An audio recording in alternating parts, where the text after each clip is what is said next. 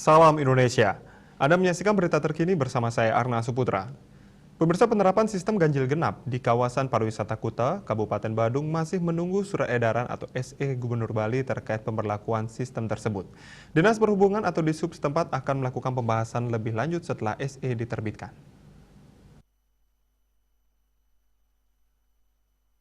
Kepala Bidang Lalu Lintas Dishub Badung, Imade Gede Wiryantara Adi Susandi, seizin Kadis Perhubungan Kabupaten Badung, Ana Agung Ngurah Rai Yuda Dharma mengatakan hingga saat ini pihaknya belum menerima SE Gubernur Bali terkait kebijakan tersebut.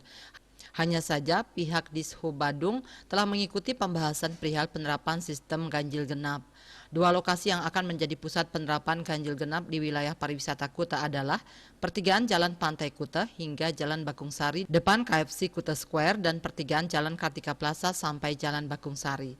Kendaraan yang dari Jalan Legian yang tidak sesuai plat nomornya diarahkan ke Jalan Bakung Sari, sedangkan kendaraan yang dari Kartika Plaza dan Bakung Sari yang tidak sesuai plat nomornya diarahkan ke Jalan Tegalwangi. Pihak Dishub Badung belum memetakan anggota yang akan terlibat dalam kegiatan di lapangan. Seperti diketahui, penerapan sistem ganjil genap sempat diberlakukan di ibu kota Jakarta guna memecah kemacetan.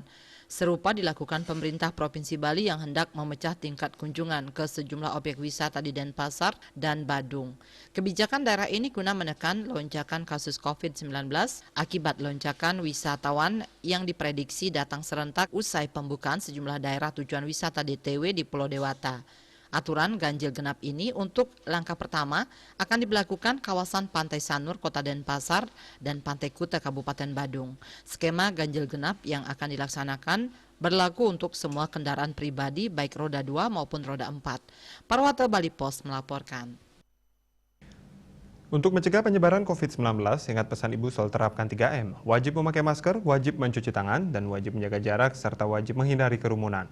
Dengan penerapan perilaku 3M, Indonesia segera terbebas virus corona menuju Indonesia maju. Dan update terus informasi Anda dengan subscribe dan like YouTube channel Bali TV @newsbalitv. Tetaplah bersama Bali TV.